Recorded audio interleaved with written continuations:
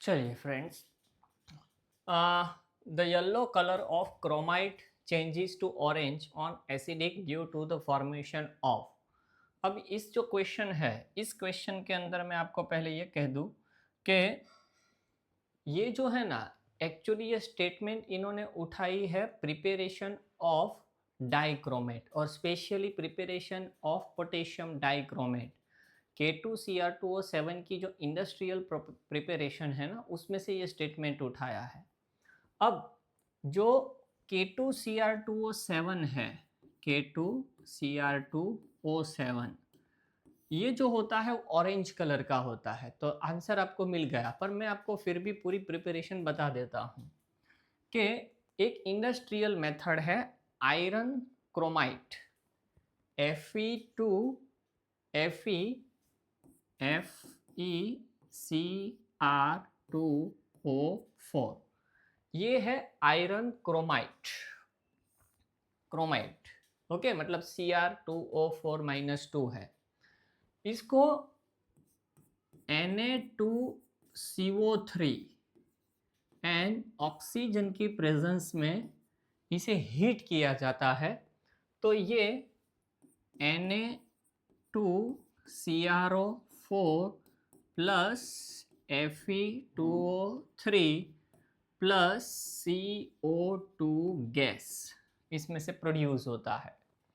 इसके अंदर ये भी आपको बता दूं कि ये यहाँ पर ऑक्सीडाइजिंग एजेंट का काम करता है। अब हुआ क्या, जो क्रोमाइट है Cr2O4-2, उसकी कन्वर्जन क्रोमेट CrO4-2 में हुआ। ये गैस है तो निकल जाएगा, और ये सॉलिड कलर के सॉलिड प्रेसिपिटेट्स होते हैं Fe2O3, उसे हम फिल्टर करके इसे भी निकाल सकते हैं, सेपरेट कर सकते हैं। फिर इसके अंदर H2SO4 फॉर एसिडिफिकेशन के लिए इसके अंदर हम H2SO4 ऐड करेंगे, तो हमें Na2Cr2O7 मतलब डाइक्रोमेट जो होता है, ये ऑरेंज कलर का हमें मिलेगा। ये क्या होगा, ऑरेंज कलर के हमें Cr2O7-2 मिलेगा। तो आंसर जो होगा वो Cr2O7-2। बट मैं आपको कुछ चीज़ यहाँ नोट करने को कहूँगा कि आप कुछ चीज़ नोट कर लो। अब यहाँ क्या बनाया हमने, पोटेशियम डाइक्रोमेट। ये वाटर में, पानी के अंदर मोर सोल्यूबल है, और इसीलिए ये लोग क्या करते हैं कि इस पोटेशियम डाइक्रोमेट की KCl के साथ रिएक्शन करके क्रिस्टलाइजेशन करके K2Cr2O7 पोटेशियम डाइक्रोमेट में कन्वर्ट करते हैं। तो याद रखना, Na2Cr2O7 सोडियम डाइक्रोमेट वाटर में ज़्यादा सॉल्यूबल है, पोटेशियम डाइक्रोमेट जो है उसकी सॉल्यूबिलिटी है वो लो सॉल्यूबल है, मतलब इसकी सॉल्यूबिलिटी कम है। और इसी वजह से एक जगह पर ऐसा भी पढ़ा गया है कि ऑर्गेनिक सिंथेसिस के अंदर इसका ज़्यादा यूज़ करते हैं और वॉल्यूमेट्रिक एनालिसिस के अंदर इसका ज़्यादा यूज़ करते हैं। ये मैंने पढ़ा हुआ है, मैंने सोचा कि ये हम बता दूं। चलिए, which of the following ion react as a amphoteric ion. Amphoteric का मतलब मैंने कहा था कि react as a acid and react as a base, मतलब जो प्रोटॉन डोनेट भी कर सके और प्रोटॉन एक्सेप्ट भी कर सके। देख के बता सकते हो कि ये नहीं होगा, प्रोटॉन एक्सेप्ट कर सकता है, H plus is converted into HCO3-1, पर ये प्रोटॉन डोनेट नहीं कर सकता, मतलब ये एसिड की तरह रिएक्ट नहीं करेगा, रिएक्ट एज ए बेस। ये भी एज ए बेस रिएक्ट कर सकेगा, एम्फोटेरिक नहीं। क्यों? क्योंकि ये H प्लस एक्सेप्ट करके HSO4-1 में कन्वर्ट होगा, है ना। ये है आंसर हमारा HPO4-।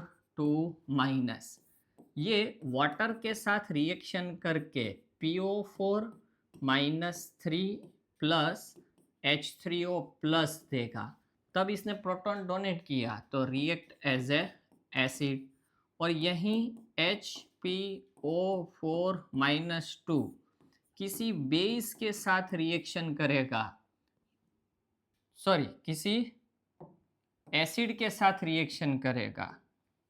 ओके, सपोज किसी एसिड के साथ रिएक्शन करेगा तो H2PO4-1, तो ये प्रोटॉन एक्सेप्ट करेगा तो रिएक्ट एज ए बेस। तो ये जो है वो ये रिएक्ट करेगा तो ओनली एज बेस। तो ये बेस बेस बेस, बट ये एम्फोटेरिक है, एसिड और बेस दोनों की तरह रिएक्ट करेगा, इसीलिए आंसर हमारा क्या होगा? सी। ओके, चलिए next. The magnetic moment of an octahedral CO complex is 3 Bohr magneton. The d electron configuration of CO2 is. अब देखिए, ऑक्टाहेड्रल कहा है और कोबाल्ट बोला है ऑक्सीडेशन स्टेट 2, बट कोबाल्ट की जो ऑक्सीडेशन नंबर है वो क्या है? तो 27। तो इसका मतलब हुआ आर्गोन 4s2 3d7, ये इसकी इलेक्ट्रॉनिक कॉन्फ़िगरेशन होगी फिर को। ओके, 27। अब हमें कोबाल्ट +2 दिया गया है, CO+2, तो 2 इलेक्ट्रॉन लूज करेंगे। मैंने कहा था जब इलेक्ट्रॉन एंटर होगा तब 3D में बाद में एंटर करेगा, पहले 4s में करेगा, बट जब इलेक्ट्रॉन रिमूव हो गए तब पहले 4s में से रिमूव हो गए। तो आर्गोन 3d7 4s0, तो 3D के अंदर 7 इलेक्ट्रॉन्स है, 1 2 3 4 5 6 7, 4s0 है, 4p भी 0 है, ये 3D, ये 4s, ये 4p। ओके, चलिए अब हमें बोला गया है ऑक्टाहेड्रल है। अब क्रिस्टल फील्ड थियरी CFT आपने पढ़ी होगी, इसके हिसाब से इसकी स्प्लिटिंग होगी तब इस तरह स्प्लिटिंग होगी इसकी, है ना, आपको पता होगी, ये एनर्जी का लेवल है। ओके, ये क्या है? T2G dxy dyz dxz dz² dx² - y²। Okay, ये है आपका Eg, ये है T2G। अब इसके अंदर इलेक्ट्रॉन जब भरेंगे तब 5-7 इलेक्ट्रॉन है, तब कैसे जाएंगे? तो 1 2 3 4 5 6 और 7। देखो पहले तो यहाँ पर स्ट्रॉन्ग फील्ड है या वीक फील्ड है ऐसा कहा नहीं है, तो मैं इसका डिस्टेंस डिसाइड करता, है ना। सपोज यहाँ स्ट्रॉन्ग फील्ड कहाँ होता, सपोज ये भी बता दूं मैं आपको,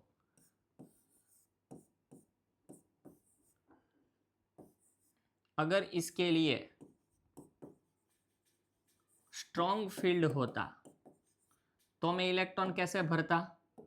स्ट्रॉन्ग फील्ड होता तो इसका मतलब ये गैप ज़्यादा है, तो इलेक्ट्रॉन ऐसे भरता 1 2 3 4 5 6 और 7, इस तरह भरता। ओके, पर ऐसा बोला ही नहीं है कि स्ट्रॉन्ग फील्ड है या वीक फील्ड है। तो आप कहोगे तो हमें कैसे पता चलेगा, हम तो फंस जाएंगे। नहीं, नहीं फंसोगे आप, इन्होंने कुछ ना कुछ हिंट दी होगी। हिंट यहाँ पर दी है कि इसके अंदर जो इसकी मैग्नेटिक मोमेंट है वो 3 है। याद रखना, अगर मैग्नेटिक मोमेंट जो है वो अगर 1 है, मैग्नेटिक प्रॉपर्टी अगर 1 पॉइंट समथिंग दी है, 1 या 1 पॉइंट समथिंग, तो एक अनपेड इलेक्ट्रॉन होगा। 2 पॉइंट समथिंग दी होगी तो 2 अनपेड इलेक्ट्रॉन होंगे। 3 पॉइंट समथिंग दी होगी तो 3 अनपेड इलेक्ट्रॉन हो गए। 4 पॉइंट समथिंग दी होगी तो 4 अनपेड इलेक्ट्रॉन हो गए, और 5 पॉइंट समथिंग दी होगी तो 5 अनपेड इलेक्ट्रॉन हो गए। अब यहाँ 3 पॉइंट समथिंग दी है तो 3 अनपेड इलेक्ट्रॉन। अब देखो यहाँ अरेंज करने में आपको 3 अनपेड इलेक्ट्रॉन मिल रहा है, इसमें कितने अनपेड इलेक्ट्रॉन मिल रहा है 1, इसीलिए इसमें ये नहीं दिया है बट हमें ये दिया, तो इसे भी निकाल सकते हैं 3 अनपेड इलेक्ट्रॉन। अब T2G में कितने इलेक्ट्रॉन हैं, तो टोटल 5, तो T2G5, T2G5। Eg में कितने हैं 2, तो Eg2, तो T2G5 Eg2, ऑप्शन कौन सा होगा, बी। ओके, सच में हमने इतना पढ़ा है ना, पर अभी भी फिर भी मुझे ऐसा लग रहा है मुझे कितना करवाना है, ये करवाना है, वो करवाना है, ये करवाना है, वो करवाना है। विच of the following is paramagnetic. अब पैरामैग्नेटिक कौन है, अब देखिए क्रोमियम, पहला ऑप्शन पकड़े हम CrCO5, इसको हम पकड़ लेते हैं। चलिए, अब क्रोमियम है तो chromium Z is equal to 24, तो आर्गॉन 4s1 3d5 है ना, यही होगा। तो 3d के अंदर 5 इलेक्ट्रॉन, 4s के अंदर 1 और 4p खाली होगी, 3d 4s 4p। अब 5, 1 2 3 4 5, 4s के अंदर 1। अब देखिए ये क्या है, CO। CO मतलब क्या, स्ट्रॉन्ग फील्ड लिगेंड, है ना। तो स्ट्रॉन्ग फील्ड लिगेंड मतलब इलेक्ट्रॉन की पेयरिंग होगी, पेयरिंग होगी तो ये वाला इलेक्ट्रॉन यहाँ आएगा, ये वाला इलेक्ट्रॉन यहाँ आएगा और ये वाला भी यहाँ चला जाएगा, तो हमें क्या मिलेगा,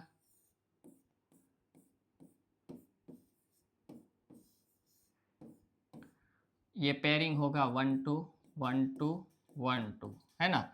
अब CO जब डोनेट करना शुरू करेगा तब कहाँ से करेगा, एक CO यहाँ, दूसरी यहाँ, तीसरी यहाँ, चौथी यहाँ, कितने हैं टोटल 5, और 5वीं यहाँ, तो D2sp2।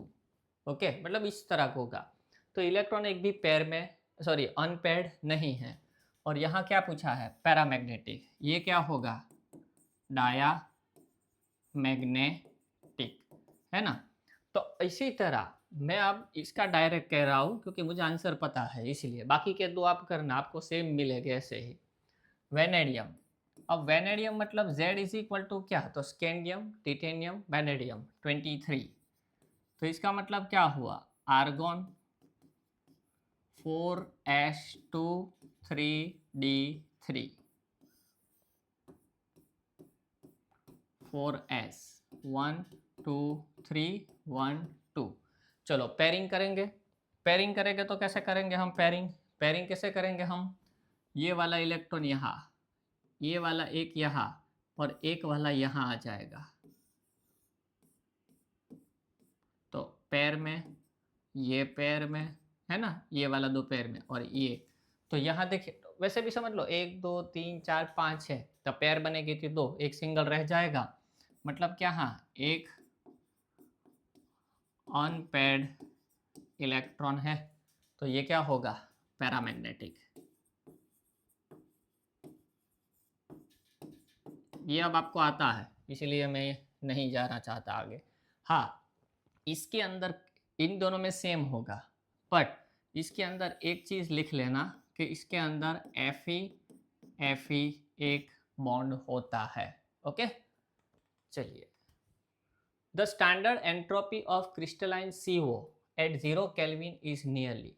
चलो 0 केल्विन का मतलब क्या हुआ, -273.15 डिग्री सेल्सियस, और इसे एब्सोल्यूट टेम्परेचर कहा जाता है। क्या कहा जाता है, absolute temperature. Okay, absolute temperature कहा जाता है। अब थर्मोडायनेमिक्स के 0 law, first law, second law and third law. Third law में ये कहा गया है कि एट एब्सोल्यूट टेम्परेचर मतलब -273.15 डिग्री सेल्सियस या तो 0 केल्विन टेम्परेचर पर क्रिस्टल के अंदर 0 एरर होती है। इस टेम्परेचर पर क्रिस्टल में 0 एरर होती है, मतलब कोई एरर नहीं होता। इसका मतलब ये जो है वो परफेक्टली क्रिस्टलाइन है। क्या है? परफेक्टली क्रिस्टलाइन है। तो उसमें एंट्रोपी एरर जीरो, मतलब एंट्रोपी जीरो। एरर को हमको किसके साथ कंसीडर करना है? एरर को हमें किसके साथ कंसीडर करना है? एंट्रोपी के साथ कंसीडर करना है। तो एंट्रोपी जीरो होगी। अब इसके साथ में थर्मोडायनेमिक्स अभी हमने लिया ही नहीं है, फिर भी मैं यहाँ कुछ कह दूँ एंट्रोपी के बारे में। अगर आपका कोई कंपाउंड सॉलिड है, इसे आप हीट दे के लिक्विड में कन्वर्ट कर रहे हो, हीट प्रोवाइड करके लिक्विड में कन्वर्ट कर रहे हो, तो सॉलिड में पता है कि जो मॉलिक्यूल है वो एक दूसरे के बहुत करीब होते हैं, लिक्विड में थोड़े थोड़े एक दूसरे से दूर चले जाएंगे। तो यहाँ जो है वो इस तरफ जाओगे तो एंट्रोपी इंक्रीजेस, एंट्रोपी इंक्रीज हो गए। हीट दोगे, गैस में कन्वर्ट करो तो और एंट्रोपी इंक्रीज होगी। ऐसे क्वेश्चन कभी आए तो सोचो, फॉर एग्जांपल आपको कहे कि H2O solid, H2O liquid, H2O gas, आपको पूछे और डी कोई दिया हो, आपको पूछे कि एंट्रोपी सबसे ज़्यादा किस में होगी, तो सबसे ज़्यादा एंट्रोपी किस में होगी? गैस में। इससे उल्टा गैस टू लिक्विड आओ, लिक्विड टू सॉलिड आओ तो एंट्रोपी डिक्रीज होगी। ओके, रैंडमनेस इसे कहा जाता है। विच of the following is a non reducing sugar. अब नॉन रिड्यूसिंग शुगर होता क्या है? तो इसके लिए मुझे एक बायोमोलिक्यूल्स का पूरा चैप्टर आपको पढ़ाना था। अब मैं आपको कुछ पढ़ा रहा हूँ बायोमोलिक्यूल्स। यहाँ पर मैंने सोचा है कि बायोमोलिक्यूल्स आज थोड़ा ले लेते हैं। इसे बायोमोलिक्यूल्स को आप समझ लो। सबसे पहले आपको ग्लूकोज की स्ट्रक्चर याद रखनी है। ग्लूकोज तो CHO 2 3 4 5 6, ग्लूकोज के अंदर C6 है, ये 6 कार्बन हमने लटका दिए। अब आपको क्या याद रखना है?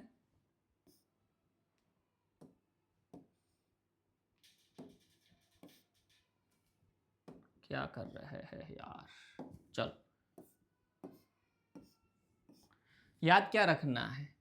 H H OH और H, बस इतना स्ट्रक्चर आपको लर्न करना है।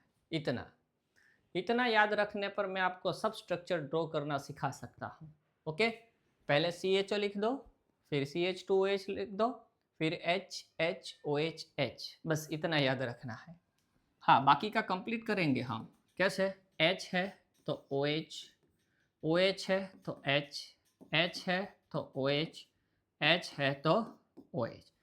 अब इसके अंदर कितने कायरल कार्बन है? पहले तो ये 1 2 3 और 4, मतलब इसके अंदर 4 कायरल कार्बन है, 4 कायरल कार्बन है इसके अंदर। ओके, अगर आप पूछो कि सर इसके अंदर टोटल स्टीरियो आइसोमर्स कितने होंगे, तो 2n 2/4 16। अब इसके अंदर ये वाला जो कार्बन है, कौन सा? फर्स्ट नंबर का कार्बन, वो एल्डिहाइड के फॉर्म में है, मतलब इस तरह होगा। ये फर्स्ट कार्बन जो है ग्लूकोज का इस तरह होगा। तो ये जो कार्बन है वो कार्बोनिल फॉर्म में है। किस में? इसमें। इसे कहा जाता है ओपन चेन स्ट्रक्चर। कौन सा? Open chain structure. Open chain structure में जो कार्बन कार्बोनिल फॉर्म में है उसे कहा जाता है एनोमेरिक कार्बन। तो इसका मतलब ये हुआ कि ग्लूकोज के अंदर जो फर्स्ट कार्बन है वो एनोमेरिक कार्बन है। और एक साथ में चीज सिखाना चाहूंगा, ये ऑप्टिकली एक्टिव होगा। क्यों? क्योंकि कायरल कार्बन है। इसके अंदर आपको capital D and capital L भी डिसाइड करना है। वो कैसे डिसाइड करते हैं? तो जनरली रूल ये है कि कार्बोहाइड्रेट के अंदर OH की पोजीशन देखनी है कायरल कार्बन पर। कायरल कार्बन पर OH की पोजीशन देखनी होती है। अब यहाँ पर देखिए, ये कायरल कार्बन है, ये भी है, ये भी है, ये भी है, सर 4 है, तो किसको देखना है? तो रूल के हिसाब से सबसे लास्ट वाले कायरल कार्बन को देखना है। और सबसे लास्ट वाला कायरल कार्बन मतलब ये, इसमें OH किस साइड पर है, तो राइट हैंड साइड पर है, तो D, कैपिटल D। अगर ये लेफ्ट हैंड साइड पर होता तो कैपिटल L। तो ये कैपिटल D है। ओके, ये क्या है, कैपिटल D है, तो कैपिटल D। अब ये ऑप्टिकली एक्टिव है, तो प्लेन पोलराइज्ड लाइट को ये रोटेट करेगा आइदर लेफ्ट हैंड साइड और राइट हैंड साइड। अब किस साइड पर रोटेट करेगा तो प्रैक्टिकल से डिसाइड होता है, तो वो अभी मैं आपको कह दूं कि ग्लूकोज के अंदर जितने कैपिटल डी है वो सब के सब प्लस है, मतलब डेक्स्ट्रो रोटेटरी दिखाते हैं, और इसका नाम है ग्लूकोज। चलो, तो ये नामकरण इसका कर दिया। अब इसके ऊपर से हमें फिशर एंड हावर्थ प्रोजेक्शन को रिप्रेजेंट करना है। अब देखिए इसमें कार्बन कितने हैं, 1 2 3 4 5 6। जब ग्लूकोज ओपन चेन स्ट्रक्चर में से साइक्लिक में आएगा तब फर्स्ट कार्बन और फिफ्थ कार्बन को एक ग्लाइकोसिडिक लिंकेज से जोड़ा जाता है और साइकिल स्ट्रक्चर बनता है। कैसे, देखिए 1 2 3 4 5 6 वाला जो है वो CH2OH। अब नंबरिंग कर दूं मैं इसके अंदर पहले, तो ये है 1 2 3 4 5 और 6। जोड़ना किसको है, मैंने क्या कहा था, फर्स्ट और फिफ्थ को, तो फर्स्ट को फिफ्थ के साथ कनेक्ट करना है इस तरह। ओके, बाकी का भी मैंने कहा था, क्या याद रखने को कहा था, H H OH H। अब इसके अंदर बाकी का कंस्ट्रक्शन, H है तो OH, OH है तो H, H है तो OH। ओके, इसे 2 बार ड्रॉ करना है हमें, सेम टू सेम। तो अब दूसरा में C2 3 4 5 6 CH2OH, H H OH H OH H OH। First वाले को फिफ्थ वाले के साथ अटैच करना है। ओके, अब इसके अंदर एनोमेरिक कार्बन कौन सा है, फर्स्ट एनोमेरिक कार्बन है, बाकी का सब कुछ सेम ड्रॉ हो गया। इसका नाम करना है तो देखो ये कायरल कार्बन पर OH राइट हैंड साइड पर है, तो D, जितने D है वो क्या है, प्लस है, और इसका नाम होगा ग्लूकोज। ये कायरल कार्बन है, OH राइट हैंड साइड पर है, तो कैपिटल D है वो सब प्लस ही है, और ग्लूकोज। ओके, अब एनोमेरिक कार्बन कौन सा है, फर्स्ट है वो एनोमेरिक कार्बन है। अब जब ये CHO है तब ओपन चेन स्ट्रक्चर में कार्बोनिल है, पर साइक्लिक में वो CO चला गया, तब इसे आप 2 तरीके से ड्रॉ कर सकते हो, OH H और OH H। याद रखना एनोमेरिक कार्बन पर OH की पोजीशन के हिसाब से हम या तो अल्फा है या बीटा वो डिसाइड कर सकते हैं, इसके ऊपर से एनोमेरिक कार्बन। और कायरल कार्बन की ऊपर OH की पोजीशन के ऊपर से D और L कैपिटल डिसाइड कर सकते हैं। तो यहां पर देखिए कि ये एनोमेरिक कार्बन है, इसमें OH राइट हैंड साइड पर है, तो ये है अल्फा D प्लस ग्लूकोज। ये एनोमेरिक कार्बन पर OH राइट हैंड साइड पर है, लेफ्ट हैंड साइड पर है, तो इसे हम कहेंगे बीटा D ग्लूकोज। क्या कहेंगे, beta D glucose, beta D plus glucose. तो ये सब याद रखना। अब एक और चीज कह दूं आपको कि ये फिशर प्रोजेक्शंस है, इसके ऊपर से हावर्थ प्रोजेक्शन में हमें जाना है। तो पहले तो कितने मेंबर की रिंग है ये, तो 5 कार्बन और 1 ऑक्सीजन, 6 मेंबर की रिंग है।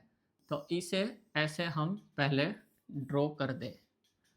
यहाँ पर मैं ऑक्सीजन रख देता हूँ, सेम यहाँ पर,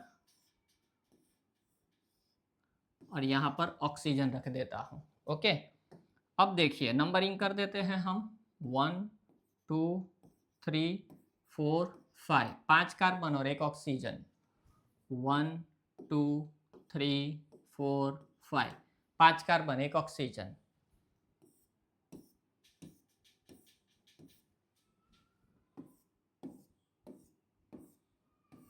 अब देखिए कैसे रिप्रेजेंट करना है, इसको इसमें और उसको उसमें कैसे रिप्रेजेंट करना है।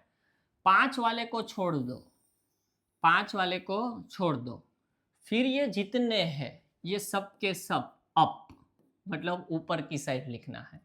तो देखिए फर्स्ट पर एच अप आएगा, सेकेंड पर एच अप आएगा, थर्ड पर ओ एच अप आएगा, फोर्थ पर एच अप आएगा। ओके, और इसे आपको डाउन लिखना है। डाउन मतलब फिफ्थ पर एच नीचे, तो 6 वाला यहाँ ऊपर चला जाएगा, CH2OH। आया समझ में? और इसमें H है तो OH, H है तो OH, OH है तो H, H है तो OH। अगर आपको ये अच्छा लगा हो ना कि सर ट्रिक अच्छी थी, ये मैंने अपने आप बनाई है, मैंने किसी के पास से सीखी नहीं थी। ये जो है वो क्या है, एनोमेरिक कार्बन, और इस एनोमेरिक कार्बन पर OH प्रेजेंट है, इसीलिए ग्लूकोज जो है वो रिड्यूसिंग एजेंट है। इस बार मैं इंग्लिश में हिंदी डाल रहा हूँ। एनोमेरिक कार्बन पर OH हो तो वो रिड्यूसिंग एजेंट है, और क्वेश्चन में कुछ ऐसा ही दिया था। नॉन रिड्यूसिंग ग्लूकोज नहीं आएगा, क्यों? क्योंकि ग्लूकोज के एनोमेरिक कार्बन पर OH प्रेजेंट है, तो ये ऑप्शन तो नहीं बैठेगा। ओके, चलो ये भी ख़त्म करना है। कैसे? अब हो सके तो अपने आप ट्राई करना, मैंने ये सिखाया उस हिसाब से। अब देखिए क्या कहा था मैंने, 1 2 3 4 5 6, फिफ्थ वाले को छोड़ दो, बाकी जो है ये सबको अप। तो क्या लिखेंगे यहाँ पर हम, OH H OH और H, ये सबको अप, और फिफ्थ पर H डाउन, और यहाँ पर 6 CH2OH। ओके, OH है तो H, H है तो OH, OH है तो H, H है तो OH। ये वाला एनोमेरिक कार्बन है ना, एनोमेरिक कार्बन, और उस पर OH प्रेजेंट है, मतलब रिड्यूसिंग एजेंट तो ग्लूकोज है। एक है तो दूसरा होगा। अब क्या करना है आपको, अब ये कौन सा था, ग्लूकोज। अब हम जा रहे हैं फ्रुक्टोज, सिखा दूँ आपको। 1 2 3 4 5 6, फर्स्ट वाला CH2OH, फर्स्ट वाला CH2OH, sorry, first second third 4 5 6। Okay, इसमें जो है ना ये CO ग्रुप है, ये क्या है, फ्रुक्टोस, और फ्रुक्टोस के अंदर सेकेंड नंबर पर CO ग्रुप है, मतलब ग्लूकोज के अंदर अल्डिहाइड ग्रुप है और फ्रुक्टोस के अंदर कीटोन है। ओके,